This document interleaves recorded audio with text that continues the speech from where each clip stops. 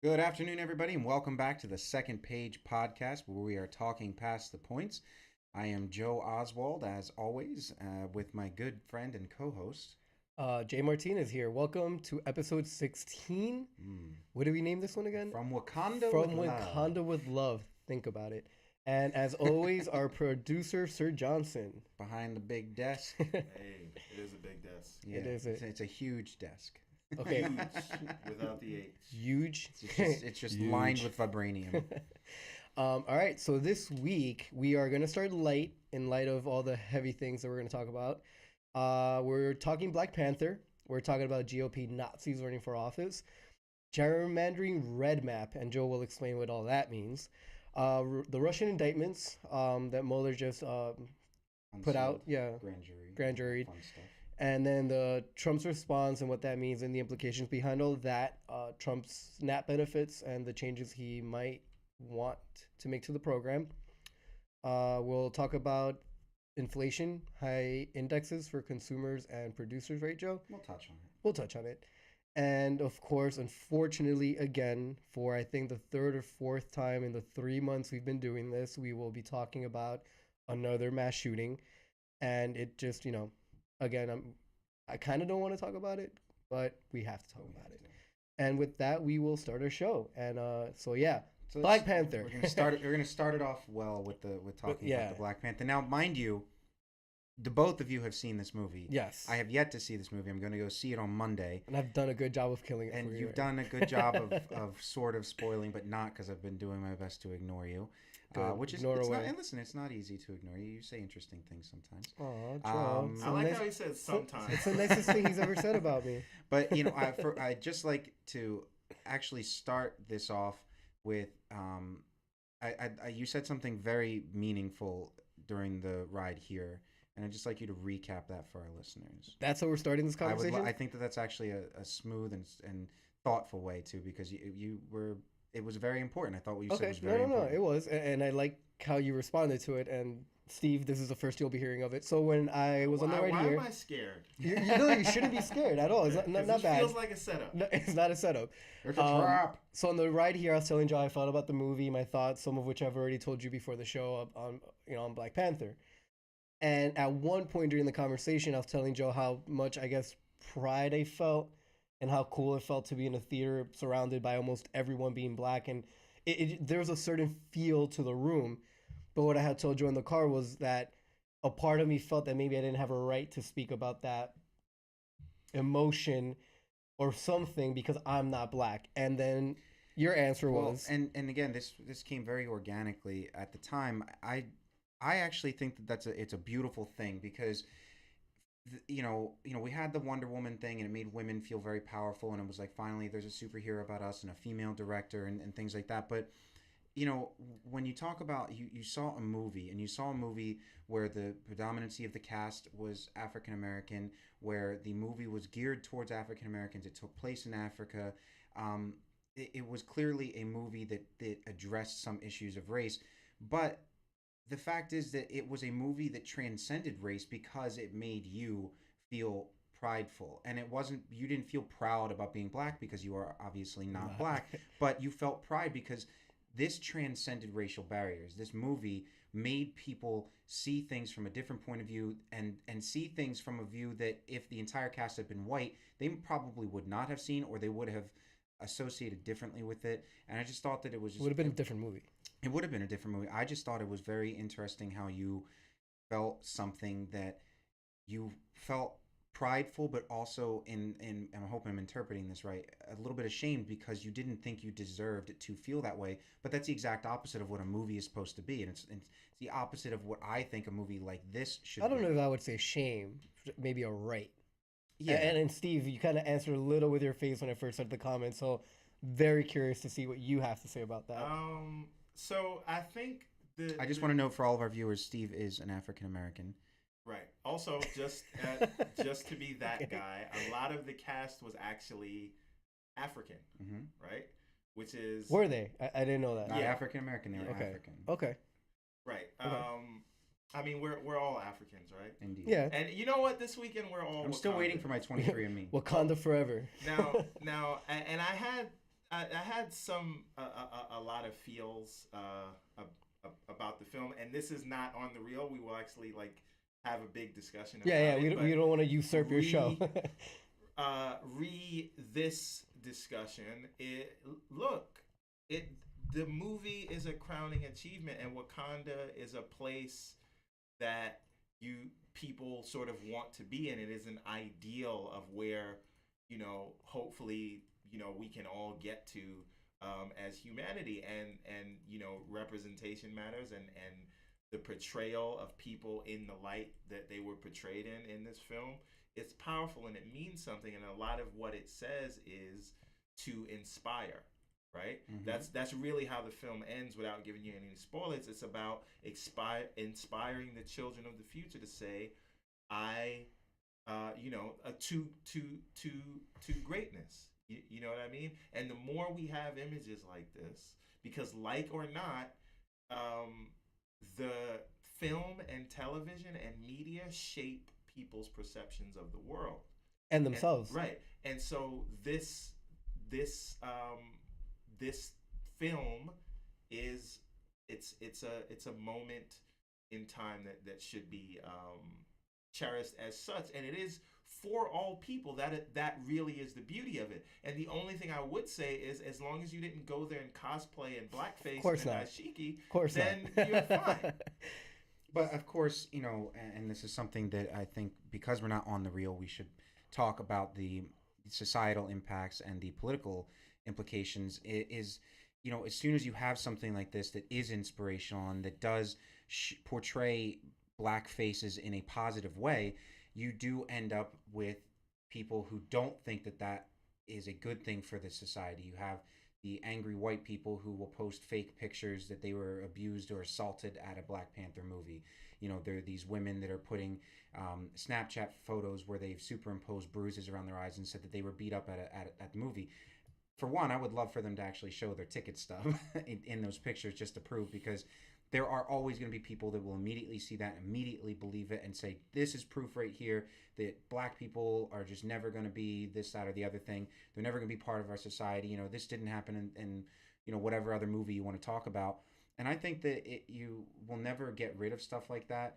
But when you see, like, as Jay had said, in the theater, there were people that were dressed to impress, kind of thing, that they were in their Sunday best, that yeah. they were... Well, it wasn't even like, I think, dressed to impress. It just shocked me to see, like, little grandmothers. Like, I swear to God, there were...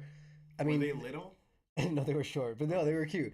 No, it was funny. Like, I've never gone to a Marvel showing on a Thursday, the night of premiere, and seen anyone older than maybe 40s there who have some knowledge of the comic book or the story they're going to go watch. Or maybe they didn't have knowledge of the comic book. Maybe it is just these images are on screen and we should have seen this a long time ago. Well, I'm talking about other movies. This movie, for sure, I know that people showed up that have no knowledge of the MCU at all. And you could tell by the conversations that we're having, the questions that were being asked.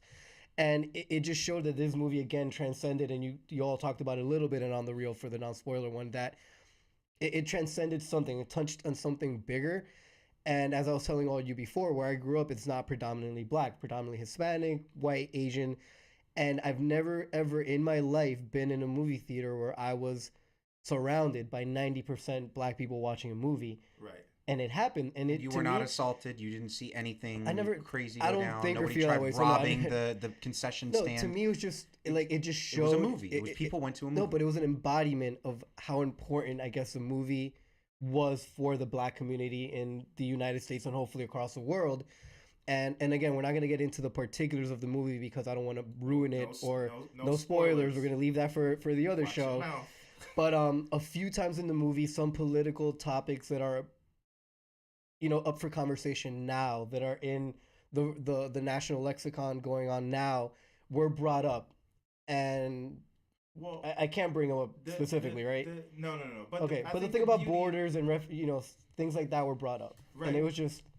And a lot of the comments in the film, and a lot of it seems like it's poignant today, but it's conversations that have been happening for a long time, yeah. Especially in black communities, right?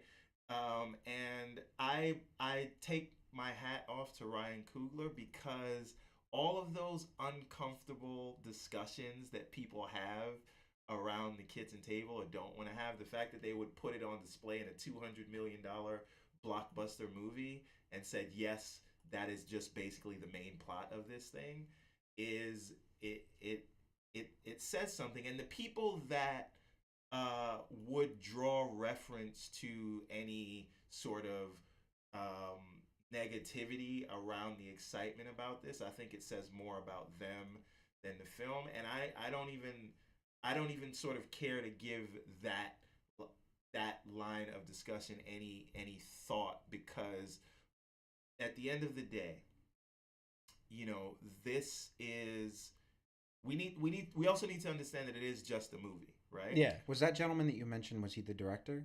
Ryan Coogler, yes. Is he African American? Is he black? Yes, he is. He's 30 years old. He grew up in Oakland. Wow, He's 30 He's years old. 30? That I Wow. didn't know. directed God. Fruitvale Station, Wow. and then he directed Creed. You know, I've and this never is seen his third Fruitvale film. Station, man. I've been You should meeting. check Yeah, I it know. I just don't feel like crying, dude. He's on. He is on. And also, 30. a lot of people don't know this. Disney All right. originally tapped Ava DuVernay to direct this film, but she passed on it to do A Wrinkle in Time, and so they tapped Ryan Coogler. Well, I mean, she got to work with Oprah, so. I True. mean, come on. Not that there's anything wrong with that, but But I would have rather had the Black Panther. But well, A Wrinkle in Time is like I enjoyed A apparently Wrinkle in big Time deal. when as a book. I enjoyed reading it in 6th grade, I haven't read it. but The wife has it at home. I at some haven't point, heard I'll of get it there. until I heard it was being made find into find movie. yourself a But Yeah, happy it's a book. medium, folks. Yeah. Find yourselves a Check it out. happy medium. But I mean, again, this isn't a film discussion show. Again, we'll leave that aspect of it, even though I might want to call it that day. But overall, I think it's an important movie. I think socially, the implication for it moving forward could be bigger than maybe what was anticipated or planned for. Absolutely, unless it was planned for. Which I know you have a theory, Yeah. but overall, I think it's a good thing. It's a good thing for the Black community. I think it's a good thing think for it's a good thing minorities as a for- majority. I think it's a good thing for the whole Whole- community, yeah. right? Yes. To see people portrayed in this light. Dom, what's happening? Thank you for joining us. LeVar as well. Thank you for What's joining up, us. LeVar? Miss Okay. Seymour, thank you for joining us. Linda, thank you for joining us. Jay, thank you for joining us. And Joe, thank you for joining us. Yes. We're all Steve, here. thank you for joining us. Yeah, Sir Steve. Sir Stephen. Steve, Sir yes, Johnson. this is true. But it's an important film for everyone to see, and I think you should go see it. But it is still just a movie designed to sell you toys. To sell tickets, entertain, and everything, but But it doesn't again, have to be an empty shell, because you're, No, it doesn't. And and look, it's not, it's all art that is designed for mass consumption is designed to sell you something, so Yeah. that's fine. The idea is once you put art out there, it doesn't belong to you anymore. It belongs to the public, and if that art Unless it's has copywritten under U.S. law. well, there I you just go. But the experience that the public gets from it yeah. is still good. valid. I just hope And- that it really changes those things in Hollywood, though. Like, I really hope that this is just the beginning or the tip of the spear for more minority-led movies, not just Black people, Hispanic, Asians, any other people of color that aren't white, but in a behind good the screen also. Right? Oh, hell yeah, of Right. course. And the last thing I want to say about this, because I know we got a lot of stuff to cover today, is white people, please don't dress up in blackface or dashikis to go see this movie. Yeah, man, don't Don't do it. don't.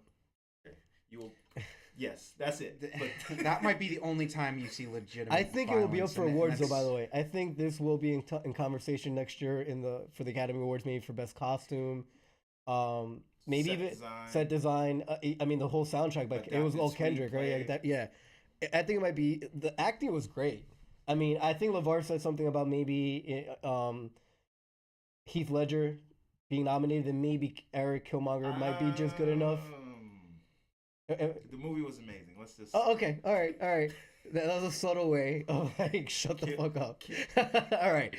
So let's move on. The Okay. next topic, Joseph, can you school us on the white supremacists that are currently trying to run? Why are they Take us to everywhere? They're everywhere nowadays. It's you know what? Hey man, when you got someone Listen, in the White House that makes you feel exactly. like it's okay, then why not come out of the woodwork, right? Exactly. But go ahead, Joe. There's a few people in this country now running or Yes. wanting to run There that are- have some. There are a number of people in various states, most specifically Illinois right now, where a gentleman named Not the right lower third. Sorry. yeah. That's not the right Lloyd there. I'm just putting them in order, folks. Okay, so this actually, I mean, it all goes into play. I mean, the red maps thing, which just for anybody that didn't know, and we're going to talk about it a little bit, stands for the Redistricting Majority Project that Republicans used to win back control of a majority of state legislators and houses because they realized that redistricting is how you gain back control after Democrats and Barack Obama won handedly in 2008 and 2012.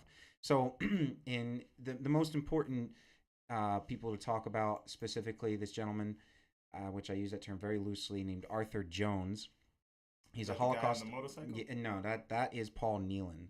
Arthur Jones is a gentleman running for the 3rd District in Illinois, a heavily Democratic district. He's used to be the head of the American Nazi Party, and he's a Holocaust denier. There's a picture of him that we have standing at a podium. Yes, that is him right there. That gentleman, again used lightly, is Arthur Jones. He has run several times for office, various different offices, sometimes as an independent, sometimes as a Republican. The Republican Party of Illinois, it should be noted, does not support him. They disavow him. They say they do not need Nazis in their party, but they also didn't put up a candidate to run against the Democrat in the 3rd District. Basically, he thinks that the best way to get noticed is to be the most extreme from the median. He is not supported by local parties, but the primary is March 20th.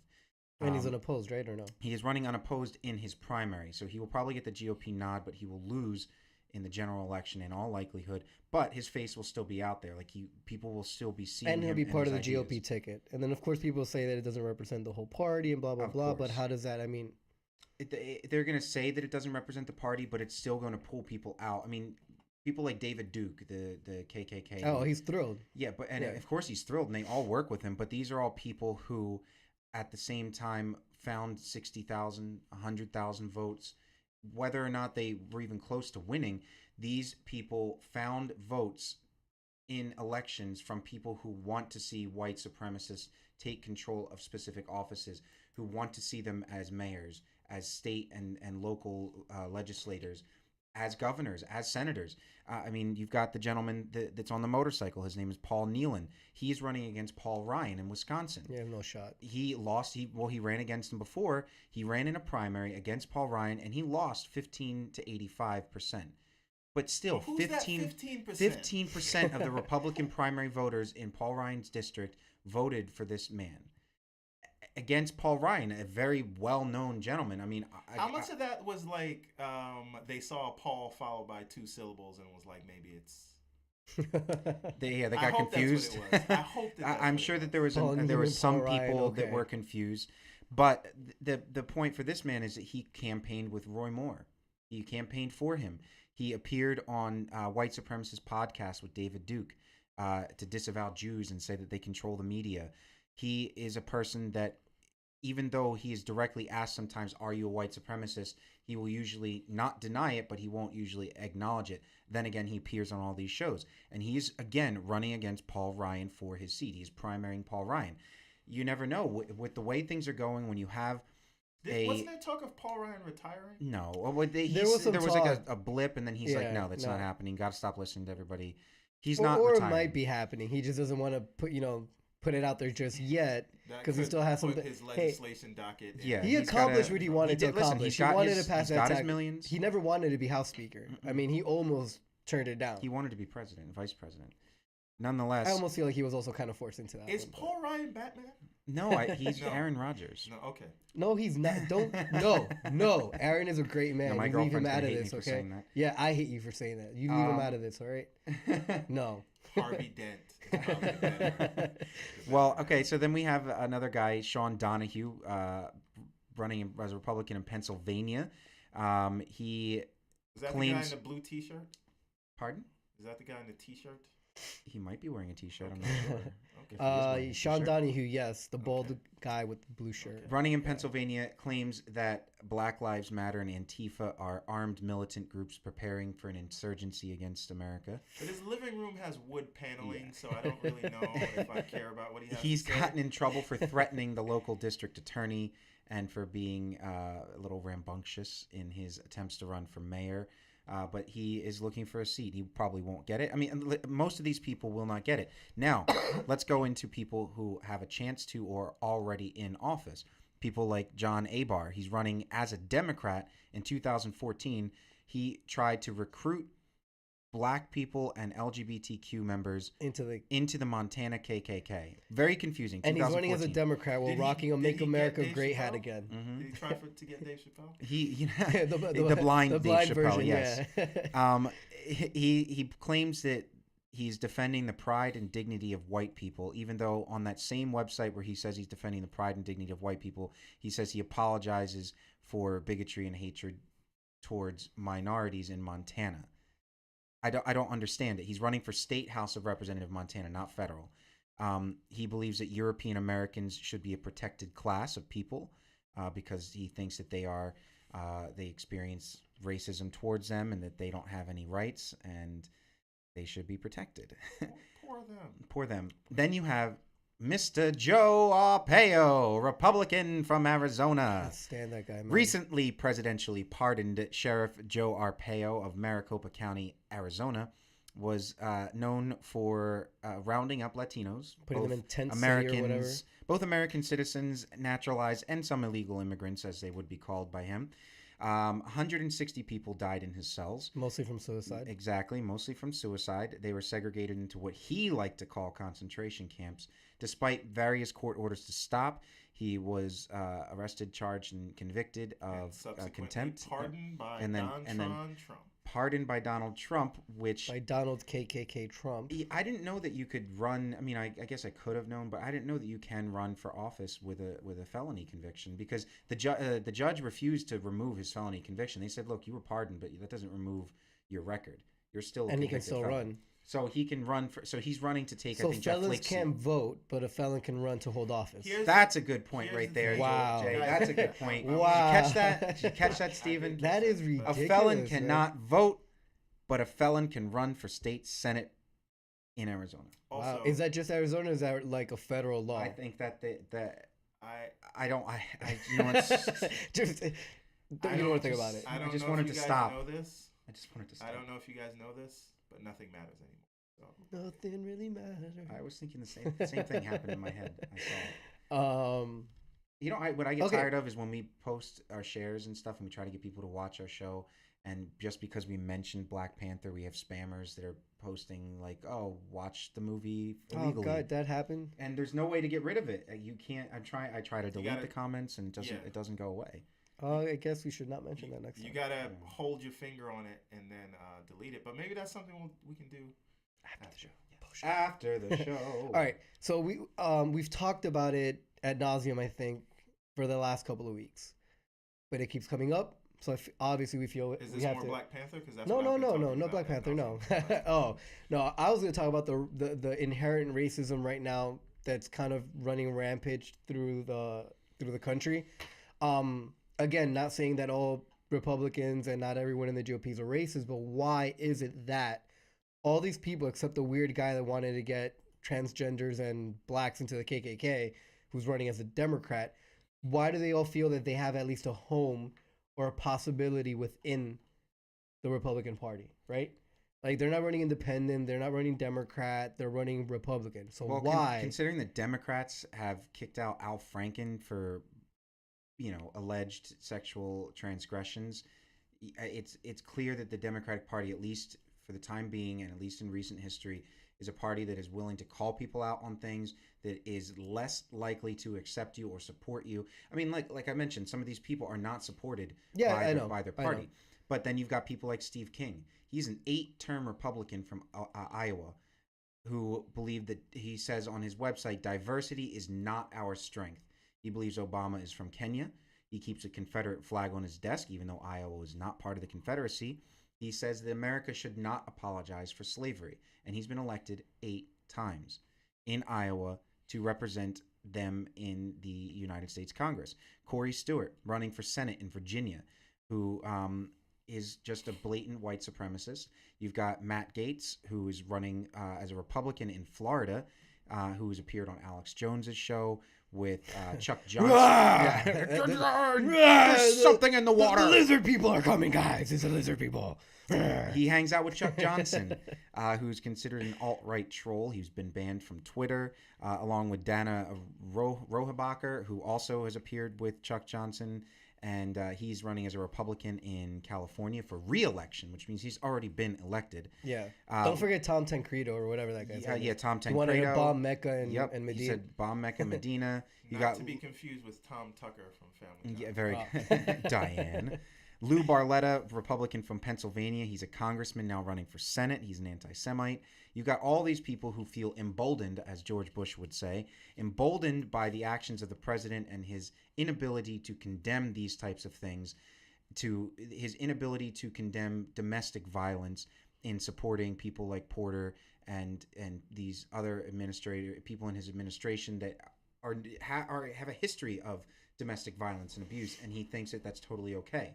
It's okay to cheat on your wife with porn stars and with Playboy bunnies and things like that, and that you can just get away with it because a number of his supporters will just keep doing just that. They will continue supporting him no matter what, because they think that the alternative is a Democrat. And just like the governor of, I believe, Louisiana said, I'd rather have a Democrat. I mean, I'd rather have a child molester than a Democrat. Democrat. But Alabama, I'm sorry, not Louisiana, Alabama. But how warped are we as a nation and as a people if this is where we are, right? Well, if this is where the line is drawn. There's people that are standing up to it, but it's the people in power right now because of things like red maps. They're pandering to it, yes. And they're not helping the conversation by. Some don't acknowledge it at all, which is their way of not being part of it. But then by not acknowledging it at the same time, you're almost giving it more credence, because then these people, again, they feel it's okay. Complicity. Complicity, and it's condoning the actions and the words, just like the evangelicals not standing up to Donald Trump and his obvious moral transgressions. What's this guy's name? Pastor Pat Robinson or whatever that fucking crazy kook is. The one that just had like a stroke. He went after Michelle Obama because she had the audacity to show her shoulders, and at the same time, then a few years later, defended the naked body of Melania Trump because it was just art. It was what God gave her, and it was just the God's beauty, right? So, I mean, again, just like last week, it's just this clear hypocrisy that keeps going over. It's ironic because they don't believe that masturbation is good. They think you should not be masturbating, and yet Melania, they are jerking each other off, but you've got Melania posing as she did for the specific purpose to entice men to masturbate. Yeah, okay, or the simple fact that we might have a divorce in the White House, that we have an adulterer. Pay-per-view. We have an adulterer in GoFundMe, free Melania. Right. I believe in hashtag free Melania. Here's the thing. There it is. Goes. It's been a while. It's been a while. To answer your question, why could this happening? I'd say two reasons. One being the Southern strategy, and then gerrymandering. And what is a Southern strategy? So, and a lot of sort of Republicans will point to this time. The KKK initially found a home in the Democratic Party. Yes. And after the assassination of Kennedy, JFK, when Johnson was in power, he sided with Martin Luther King, and he knew that they would lose votes because they wanted to they wanted desegregation, and they wanted these things to change, and he knew in doing that he would lose the support of a lot of the KKK governors, mayors, and Dixiecrats, right? Yeah. And so they essentially moved over to the Republican Party, and the remnants of that are still there today. And when you want to wonder how certain people can get elected like 8 times in a row, it is because we come back to the gerrymandering thing. So the politicians will essentially choose their voters, people that think that way, people that they can effectively talk to, and continue to get elected because of that. But so anytime I hear like a Republican say we're the party of Lincoln, and Lincoln they're not, freed slaves and all of that yeah. stuff, Yeah, you can. I don't know if Josh maybe, is still watching, but he maybe loves to say that. maybe you can say that up until the Yeah. 1960s, but then that sort of And flipped that's when the Republican sides. Party of Abraham Lincoln died. Yeah, Yeah. the party of Lincoln is dead. It is long dead. I mean, Omar, thank you for joining us. the people that Francisco, Anita, yeah. what's up? I have my cousin from Ecuador watching. What's up? So, I mean, now that we're talking about the gerrymandering issue, gerrymandering obviously started in the South by a guy. I think his name was Jerry. Hey, Yeah, sounds like but sounds like some shit Jerry for would do. for anyone who might not know what gerrymandering is, give a gerrymandering brief explanation. gerrymandering is deliberately drawing a congressional or legislative district so that you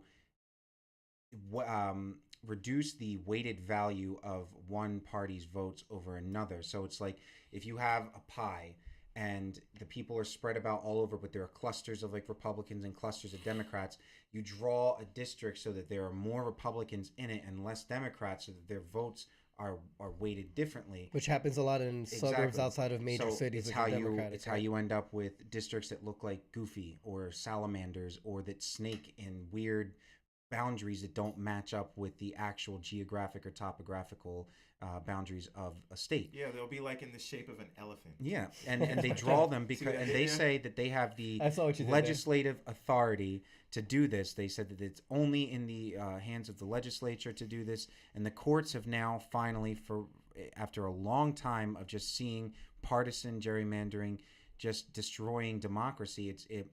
It's basically lumping a bunch of people together so that and they it's something don't, the their vote doesn't mean Republicans as much. started right after the 2010 midterms. Well, it's not that they started it. It's always They took been. advantage of it. They realized that the only way to get back a majority was to do this.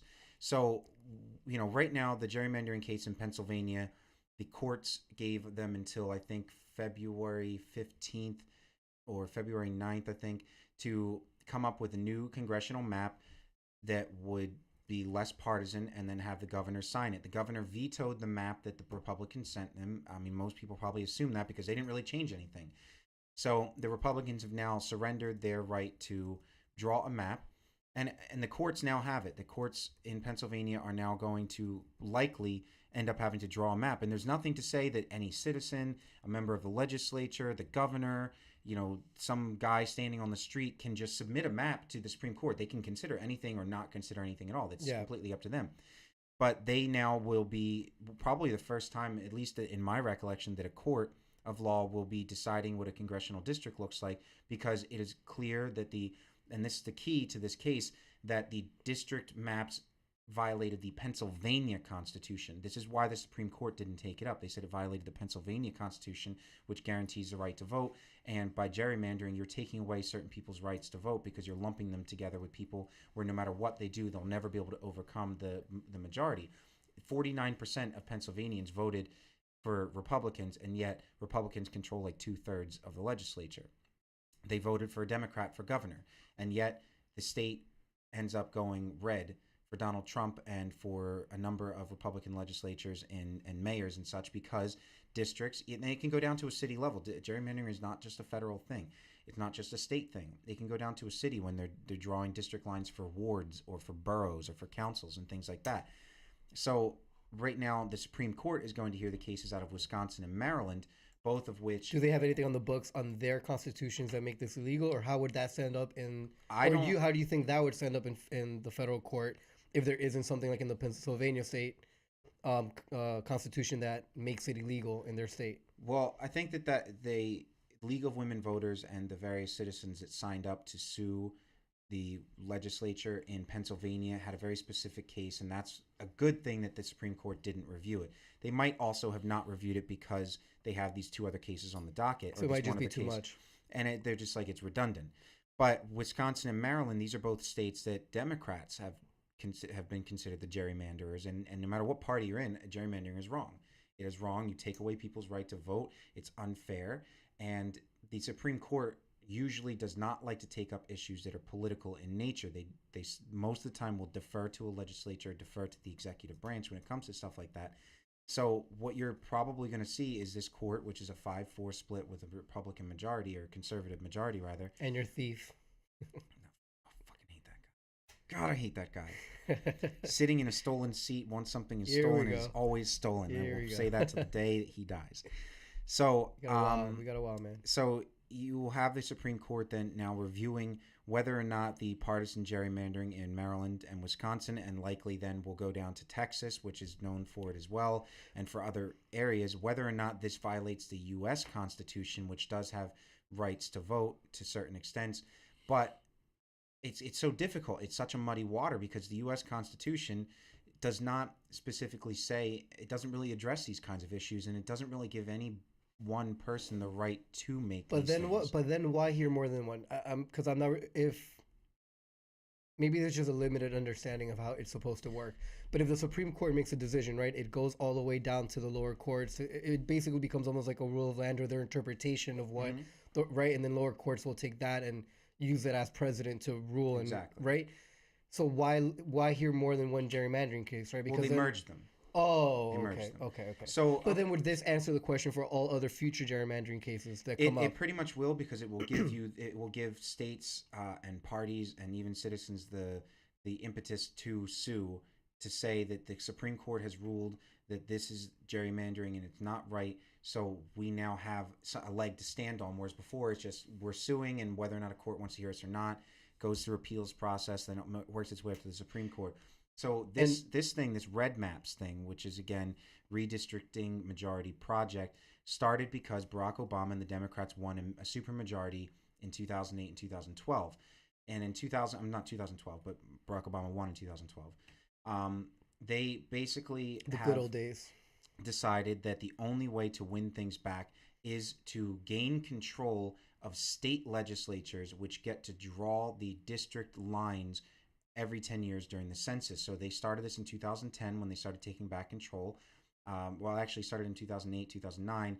They raised $30-40 million to begin campaigning for state and local representatives who would eventually get elected to office. And then, just like when the NRA buys someone, they are then beholden to these people to pass laws that will redraw the district lines to favor Republican majorities. And this is how they ended up flipping, 20, 25 seats. They believe that this process of red maps will guarantee a Republican majority no matter how people vote. Even if, just like in the election where Hillary Clinton won 3 million more votes than Donald Trump, you will still find that even if a majority of people vote for Democrats, the Republicans will maintain control because the districts are drawn in such a way that they have that power. Now, one of the keys to this is using projections to determine what states during the next census are going to lose congressional seats due to their population changes, and what states are going to gain them. And then you start focusing well ahead of time, like they're playing the long game. You focus well ahead of time on ensuring that you get Republicans elected to these new seats, and that seats are taken away from Democrats and not Republicans when they do redistrict. So instead of merging a district or whatever, you will have Republicans in the legislature of a state. I mean, they took the New York State Senate, despite the fact that New York is clearly a blue state, quote unquote, using this process. So despite the number of people that will vote, you will still find that, just like in 2013, the House flipped to a Republican majority. This is exactly part of their plan, and it is working. Almost every part of this process is working.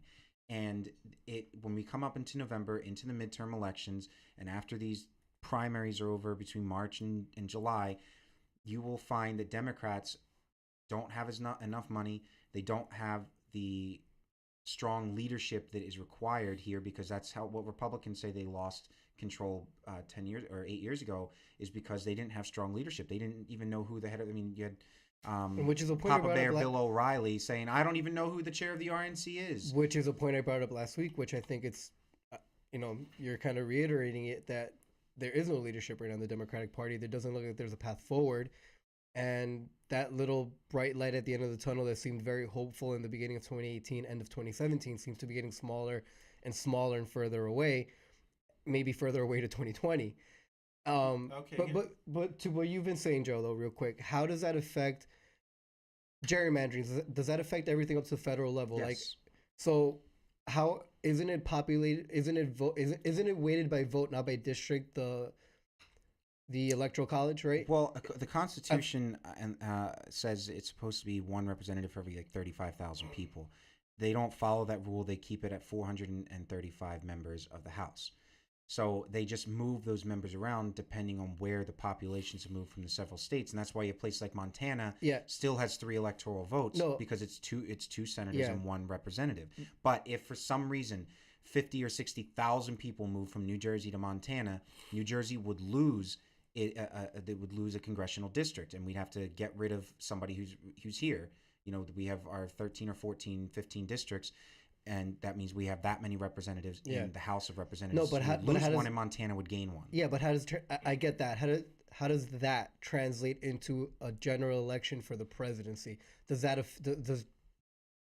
okay? How am I it doesn't. Right? No. Okay. So like the electoral. It does not necessarily electoral translate votes come out of districts, or they come out of just how the state voted votes, in general.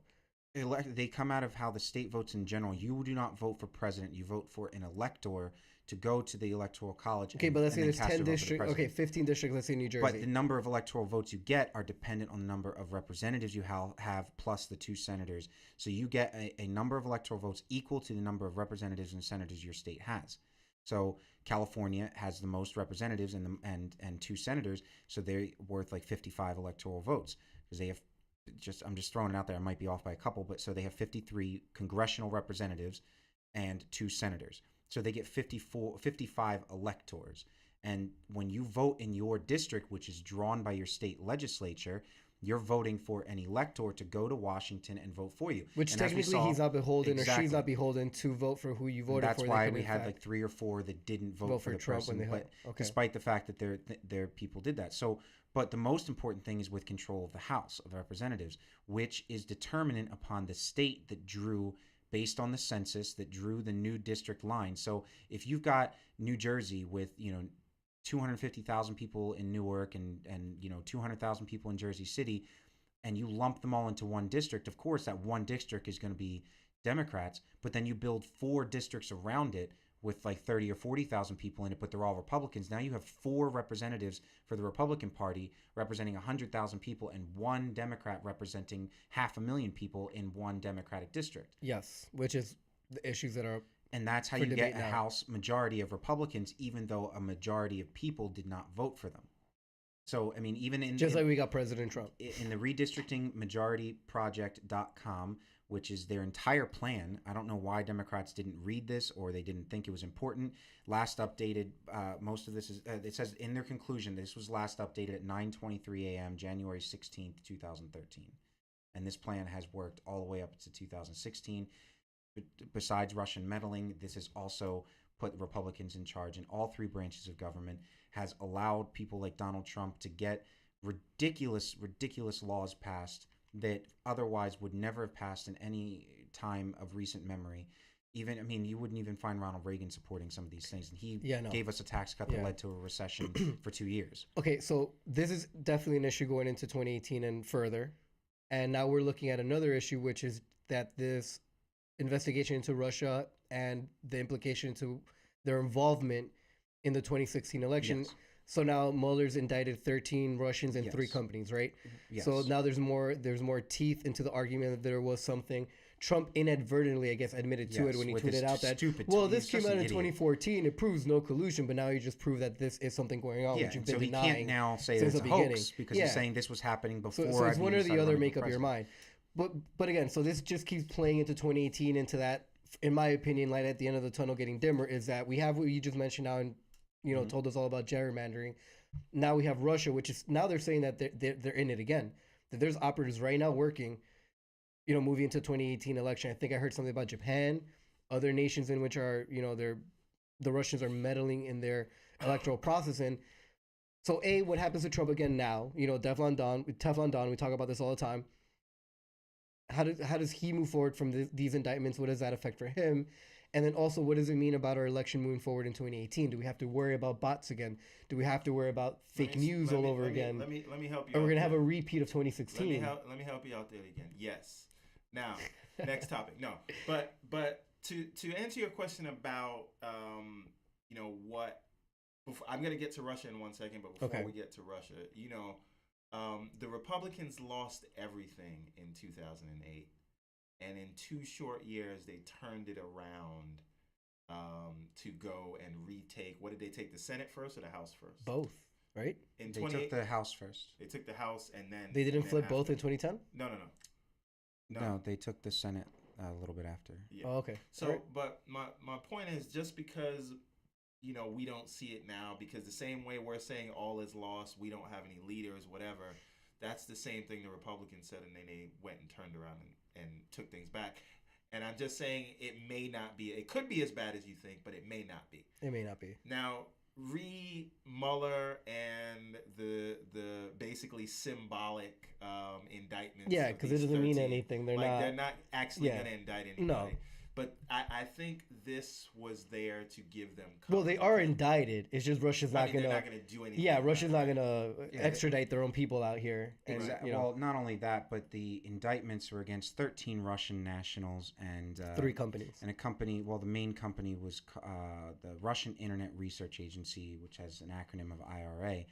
The main parts of this indictment were about how these 13 people created false Twitter accounts, false social media pages, impersonating Black Lives Matter, impersonating the Tennessee Republican Party, organizing rallies where they had people impersonating like Hillary Clinton and other Democrats. They had one right after the election, right, in which they set up both ones, competing ones, right? One that was for Donald Trump, one against Donald Trump. Well, the one against Donald Trump was saying things like "vote for Hillary to protect the Muslims of America." Deliberately trying to get people to playing look on the fears that were already there inherently Or, into the party and the electorate. Exactly. The big one that I'd seen on Facebook was, Hillary in a boxing position fighting against Jesus, and she was made out to look like Satan. I remember that one. Yeah. And these things got shared hundreds of thousands of times, and I've got tons of friends, not tons of, but I mean collectively their weight is probably tons, but I've got plenty of friends who are Donald Trump supporters who believe that they had zero impact. There's no way that Twitter, social media, blah blah blah has impact. I was like, have you ever heard of a viral video? There were so many people who have been made famous because of the things that get shared in social media. Our daily conversations are based off of what's shared or what's viral or what's hot. Think to your point about a viral video. Videos cause people to do dumb shit like all the time. Eat Tide Pods or throw buckets of ice on themselves, right? I did like, that. Right? I didn't do any of that. And again, it is the collective zeitgeist that turns us into lemmings. I love that word zeitgeist today. I love it, man. But it is this turns us into it does have an effect on us whether we like to admit it or not. Yeah. And most people, though they've been manipulated, like to think they're individual thinkers and it couldn't happen to them. When in fact it is. It's collective hive thinking. Well, because they don't want to think that it did happen to them. That's why they deny that it has any effect. But despite you have a group called Blacktivists and woke blacks, started by these Russian hackers. I call them hotbots. Yeah, they're hotbots, but they started them to incite people to deliberately. I mean, the Black Lives Matter page that they started to impersonate BLM had more followers and more retweets than the actual Black Lives Matter group. And most of the people they're following and retweeting the things were the white people, the angry people, the racists who wanted to show that these people were not to be trusted. Now, there's another side of this, is that if we look at the report, it wasn't just about helping Donald Trump so much as it was about not letting Hillary. Yeah. Because and now, where are the Bernie bros now? Right? Or where's Bernie Sanders with a comment when they say, hey, they actually try to help out you. Jill Stein as well as Bernie Sanders. Yeah. Anyone that was opposing and I think Trump's going to use that as a defense, because I don't know if Russia ever thought that Trump would be the nominee. Maybe they saw it as like a gift when it happened, because they helped him against Marco Rubio and Ted Cruz. Yeah. And that's in this indictment too. They deliberately the charges are defrauding the United States, wire and bank fraud, aggravated identity theft. Yeah, but what Steve brings up is actually a really good point. This is mostly not about helping Trump or helping anyone else, but actually bringing down Hillary, because of her stance and her long-standing stance again, and her thoughts on Russia and how they should be dealt with. She kind of was a little war hawkish.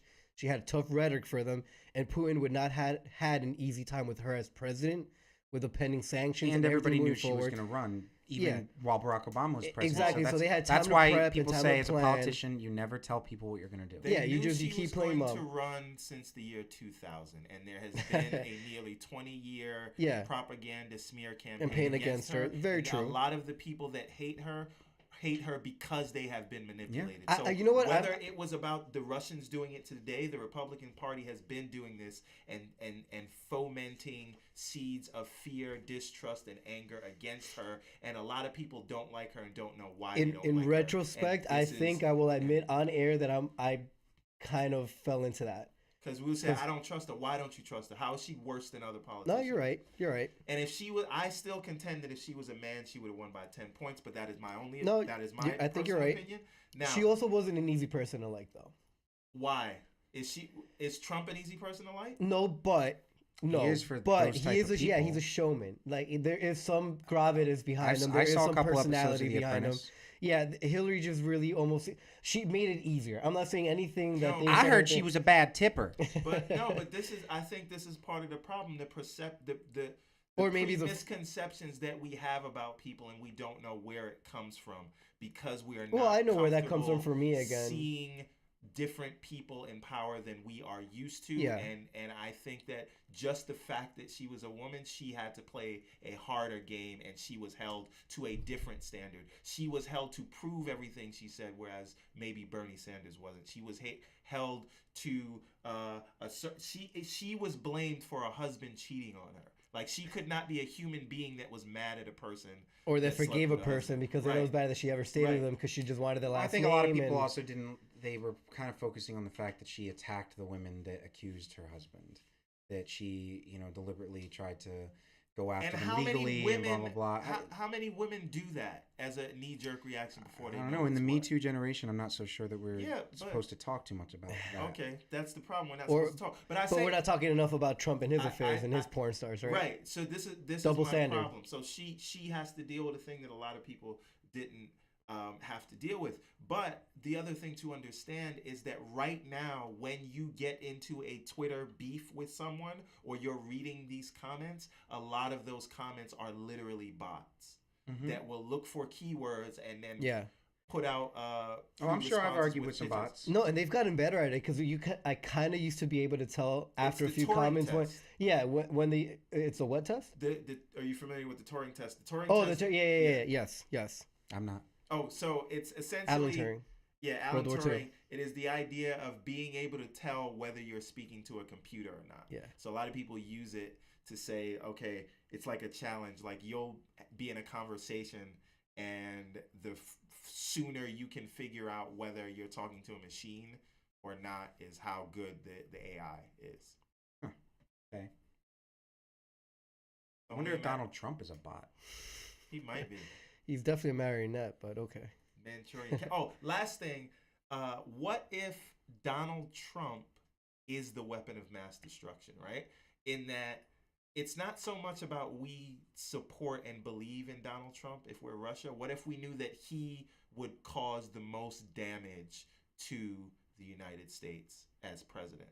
So we'll support him in that way, not we're like colluding with him, but if that clown got elected, he would mess up everything. Man, you've been setting me up perfectly. Thank you. My next question was going to be, and since I'm supposed to be the Trump whisperer this week, is that the angles that so far have been coming out that I've been reading, the obvious defense angles from what the indictment says are two things. One is that there is no proof that anyone that was involved with the Trump administration knowingly met with Russian operatives. That's one of the things the indictment says, and people have been jumping on that. Very specific to use the word knowingly. Yeah, knowingly. I know, right? Which means Bernie probably also didn't know. Knowingly do it. And, damn it, what was that second point? There you go. I hate when I lose that. But so there's some defenses going around now, and it feels to me that every time that Mueller makes an advance, anytime that Mueller makes a splash, and it seems that the chips are about to fall, somewhere in there, there's an out. Somewhere in there, there's a plausible deniability that or Trump a sex and scandal. or exactly, or a new sex scandal that just so happens to happen in the same week that indictments come out, and then that becomes a running story because it's sexier to talk about a porn star that might have fucked the president than to talk about how Russia might have fucked the country. But so, But I mean, do you think that Mueller is worried about that? no, Right? Mueller no, isn't worried no. about shit. He is just walking that stairwell right up to the top floor. That's all he's doing. And- He's just step by step, and you got Donald Trump up there like throwing paint cans like this was Home Alone. No, and no, he's trying it's to... Donkey Kong, Yeah. and Trump is the Yeah. donkey, and then Mueller is like Mario trying to make his way to the top, and he's coming from. It's a lot of But, games in one. Yes, the 13 indictments were solidifying. the Super case. Smash Brothers. Trump cannot devalue the case now because now they've Well, laid it's out not a case hoax that anymore. The Russians have done this. Yeah. So you cannot say that this case is just about collusion, and that is the point. So now the case can go on whether Trump wants to complain about it or Yeah, not. but regardless of whatever memo is released by the butt face guy, what's his name? Nunes. Yes. Nunes. He does have a butt face. He does. No, I meant because his face was literally in Donald. It's fine. The point is. Oh, it's this week. It was him. He's solidified this case about being more than that, but I guarantee you, like Ken Starr, he's still investigating collusion and all sorts of other things. Damn, and you're on point today. I'm trying. Damn, I'm trying. man. No, because again, my question was going to be to you then, is now can we think, or is there a possibility that Mueller is moving away from Trump being the main person he's going after? No. no. No. I need Okay. that meme. The from end Get goal Out is right very obvious. Okay. But I'm just Gotta saying, remember, there's a few outs. Mueller is a Republican himself. He served under many No, I presidents. know. He was He's appointed by a Army Republican. vet. I mean, we're talking about a person that has an almost his honor cannot be impugned at this point. Oh, I'm sorry. There you go. Bring it. We got Yes, the second point, that there is no way to quantify exactly in numbers or in data how much this affected the election. There's definitely, we understand it affected it, but now again, Trump, his supporters, the right, are going to say there is no number out there, there's no proof out there to show that this was the defining thing that made Donald Trump president, that it was still just the will of the people, and yeah, maybe some bots were involved, but Facebook wasn't the reason why he got elected. I'm just saying this indictment gave them some openings. So just like saying Barack Obama didn't use social media to get elected either. I mean, well, he did. He Of course clearly he did. and Donald Trump clearly did the same thing, but in the opposite swing of the pendulum. And these are these are unquantifiable things. How do you say, well, this ad had that effect and caused the person to do something? You can't. You could measure, I guess, engagement, and you can measure clicks and shares, but I mean, it doesn't translate into a vote. I get it. But then why bring it up? Why let it be part of the official indictment? Well, if you're going to say that, then why not ask why did the Russians choose this route to undermine the election? It's clear that their end goal was to influence the election. It was somehow. influence the election. So why choose this route? Why not actually, which there are other bits of information that prove that this happened, but why not go and specifically target the voting machines? Why not actually go and send an assassin to take out a candidate? Because they wanted to sow discord. They wanted to undermine the democracy, not topple it. So you're saying that the fact that it was used as a measure to do what they wanted to do is a testament to how influential it could be. It's kind of like, they are sending us a message that they can mess with us and we can't mess with them. Nobody's unseating Putin. There's no way that he's not going to win his re-election bid. He'll put them all in jail before it happens. I actually have which he's already done. He's arrested his major one. I have a question for both of you guys, but before I get to that, I just want to James Beck, throw some caution to the wind. Welcome, James. Thank you for your comment. Remember what I said about Bannon, about us building him up as the boogeyman, where he's really You've mentioned this before, and I will still disagree with what you're about to say. Are we building up Russia too much and giving them too much credit because that is a better story? No. And Wrong. I think that I think that this, you're wrong. You're so wrong. That this was actually their goal to what a nasty producer up, to prop themselves up as this mega superpower that could do this and be the boogeyman, so the whole world is afraid of them because it elevates their status. Like, they're a country that was really falling apart. No. That's, okay. Listen, my main studies when I was in college was international politics, international relations, constitutional law, stuff like that. Russia was You it's a don't country. say. Russia was a country on the rise in a small way. The Americans attacked them by increasing oil production, devaluing Sanctions, the the ruble. barrels of Oh. oil, which then devalued the Russian ruble, which is based on oil. And I posted this a long time ago, and I'm going to look for this post. I said that the only countries that can survive the crash of the oil value would be the United States, Saudi Arabia, and Russia. And they did. They all withstood the attack, but it devalued the ruble, it devalued the Saudi Arabian currency, and it attacked the Iranians so that they didn't have the money to continue funding their nuclear program. We thought that was it, that we hit them, we were fine, we increased our own production, so we don't need to worry about the imports. The Russians do not forget things. The Russians do not take a hit on the chin and not hit you back. These are not the turn the other cheek type people. They deliberately took over Crimea in the Ukraine because they needed a warm water port, because they wanted to continue supporting Syria. They wanted access to Europe. The Black Sea, right? Exactly. So that's why they continue to support Syria, despite the fact that Bashar al-Assad is a genocidal maniac, and the United States and most of Europe is against him. And you could say that they won, because Bashar al-Assad now is almost vindicated, right? The war's technically over, and he's still the president. And the United States cannot support it. And Russia's giving him money to rebuild. So technically, Russia won that. So not only did Russians use these bots and use these infiltrators and use these people to undermine and turn us against each other, but they also got their man in the White House. They have a person who, despite an overwhelming majority in Congress to vote on sanctions, a bill he signed, he will not enforce them. This is a person who is looking to build up better relations with him rather than build up relations with our European allies, which is now making them, the Germans, the leaders of the free world, basically, making them believe that the European Union needs a standing army. I mean, we're militarizing the world, and who are they gonna buy their weapons from? By the way, everyone should watch Dirty Money on Netflix, episode 6. It's the last episode of the season. It lays out Trump's history of his financial relationship with Russia.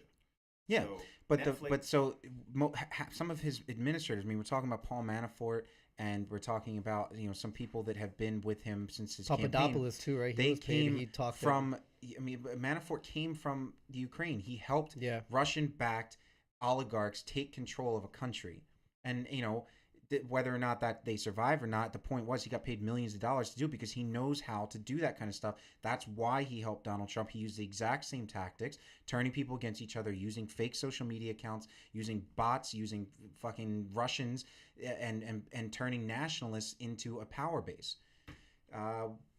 Who should we pick? The representative from New Jersey has the floor. Okay. Awesome.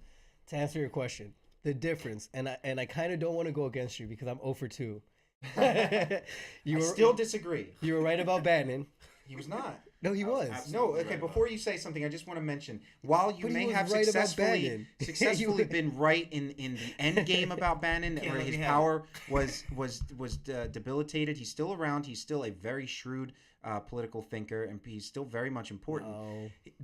I believe that because we focus so much on him, I'm not talking about we as in the three of us, but because people focus so hard on the power and influence that Steve Bannon had, that is what drove him out. Whereas before, if nobody talked about him, just like everybody was so upset that they didn't talk about Donald Trump enough before the election, they're like, I can't believe we actually have to acknowledge him now. I think it was all the people that kept coming at Steve Bannon, and they pushed him out, and they convinced Donald Trump that he wasn't good for him, and he pushed him out and calls him a crybaby.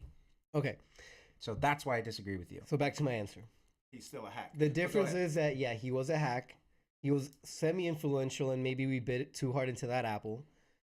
But I can't compare. You can't compare his influence or his power, the money behind everything. You can't compare Bannon to Putin in Russia. You get me? Like we can't unsee Putin. Putin's held power forever. For years now, Russia has invested money heavily into their military, into their spy networks. They like Joe said, they haven't forgotten the Cold War. No. They haven't forgotten the collapse of the USSR. And if we think that they're not out there trying to regain the influence and power they had, absolutely are. Okay, so I don't think we're talking them up bigger. I think we do need to be worried about them, and not just here in the U.S. But again, I don't have the list in front of me. I don't have the article. I don't remember. We're not the only nation in which they've been caught trying to manipulate elections and put their thumbs in things. So fuck yeah, man. They have a whole spy agency, a military, a government that's run by almost like a king. I see them as more worrisome than. And Donald Trump wants that kind of power. He wants to be able to do and that. And that also is scary. But that's just because he has a small penis. Look, the thing is subtlety. The thing is, you know, in the same way, you know, some, including myself, argued that maybe the news should not promote like ISIS bombing people and killing people because it makes them look more powerful in the eyes of would-be supporters of their cause. I think that the media has a way of making things into a reality, and we have a new villain of the week because fear sells newspapers, theoretical newspapers, because nobody buys those anymore, but you know what I mean. Yeah. Right? Steve Bannon contends in the next 10 years newspapers will be dead. Sure. I think you could contend they're dead now. I contend in the next 10 years he'll be dead. He doesn't look like a healthy guy. No, he doesn't. A little blotchy there. He is part of the supreme race, though. A little jaundiced. I don't know. You know. Yeah. Okay. Now, my next question is, but to answer your question, I do think that Russia is on the rise, and they are using this, but it's working to their benefit, and them part of their rise is due to the media focusing on them around the world, not just in America, but focusing on them. They're gonna make a play for the Middle East. Watch. Power. Now that's what they're doing. They're gonna make a play. That's why they have Crimea. No, they're China's making a play for Asia. They're making a play for the Middle East, and we're gonna spread way too thin. No, but this is all a part of sort of the plan. They're on the 100-year, or they're on the 50-year plan. China's on the 100-year plan. Well, Trump is on the no plan. No, but we are running in place. Trump is on the negative 100 years. We are running in place because our politics is so polarized such that one Are we running in place or are we running backwards? Hang on. One politician will come in and undo the thing from the last politician. Yes. And then nothing ultimately gets done in the long run. Now, my question to you in all of this, in light of Russia's tactics in these in the 13 indictments and everything else that's going on, and about changing people's perception and using social media to do that, because that is where many of us live our lives and get our news and create bubbles for ourselves. Yeah, we're doing it here now. Is Facebook, is Twitter, is Google, do they hold some culpability here? Yes. And again, I think we touched on it a few episodes back when we talked about the changes Facebook had made and attempting to take away more news articles, paid for content, things like that, and replacing it back with, you talking, having conversations with people and your friends. And, we can sit here and think why Zuckerberg took the chance to do that or why he's doing it now. But I think it's also a small realization that it's usually the left or people that have left-leaning tendencies that come up with these technologies, right? I don't know if that's true. Well, okay. I mean, the heads of Twitter, Google, Facebook, their creators, right? Most of them are Democratic donors. Most of them, Silicon Valley, San Francisco, donate California, to anybody that'll promote their cause. Bill Gates. So I think that they've noticed that the world is what it is now, or at least we're divided how we are now, because of the avenues that they built, the soapbox that Facebook and Twitter has become for some of these people, and then it's easier to find other people that think like you, and then it makes you feel like you're not alone. These are some of the people that were in grandma's basement writing angry blogs before Facebook and putting it up on like whatever.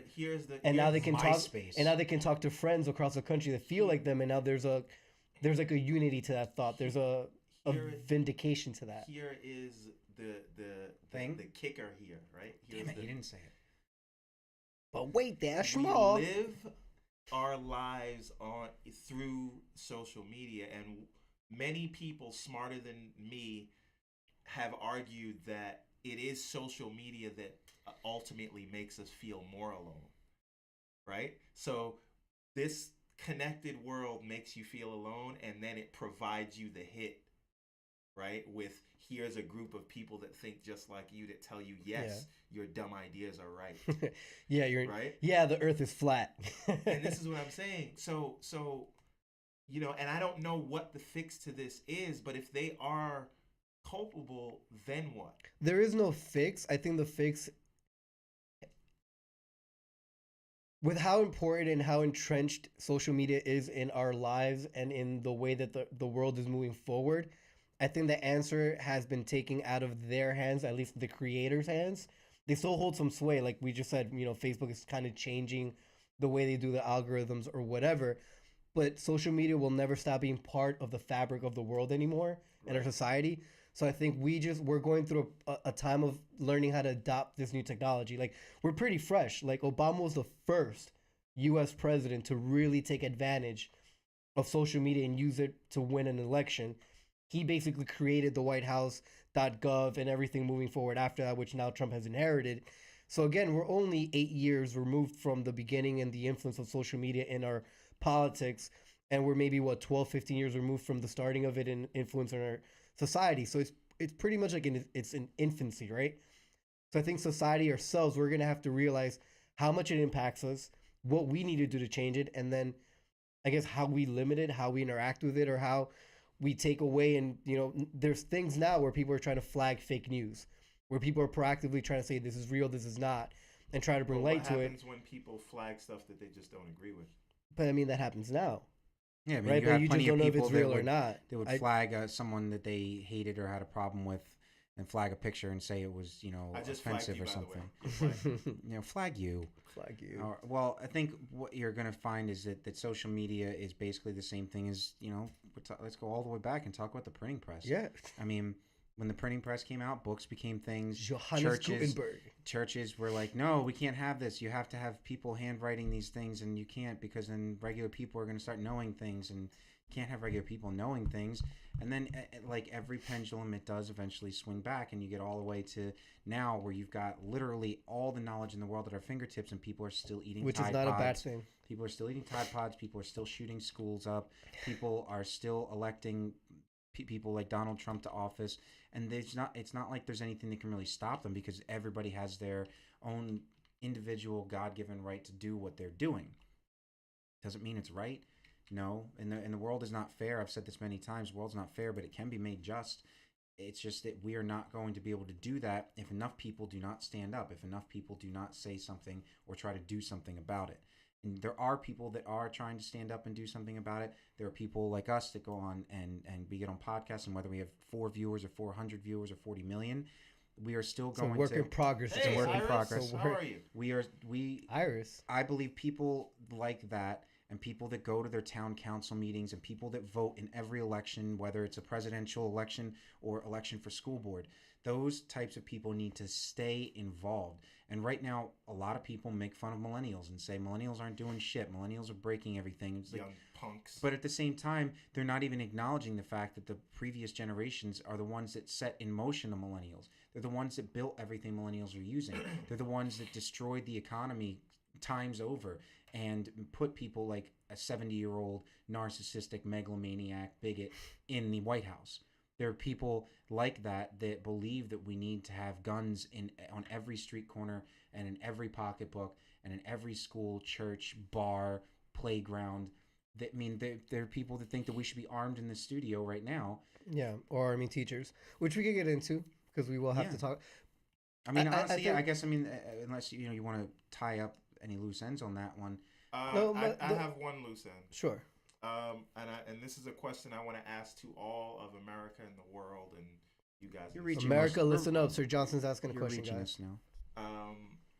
Is this just the eventuality of capitalism?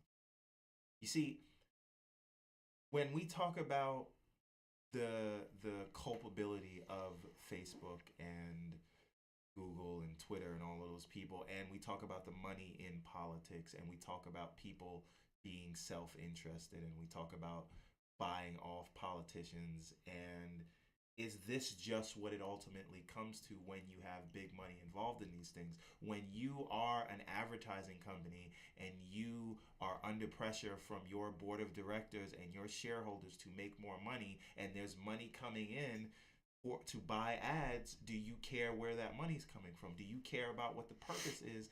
Because you, at the end of the day, you have a bottom line, and you have to answer to your shareholders who want one thing from you, and that is more. I don't know. I would have to say that I think that it's just a re-manifestation of something that's always been. You can go all the way back to the ancient Roman times, and people were still buying their senators. They were buying influence. They were invading neighboring countries not because they felt threatened, but because they needed profit. They needed trophies. They needed gold. They needed slaves. You go to ancient China, and the Mongolians were, breaking down their walls to invade China, not because they needed it, but because they could.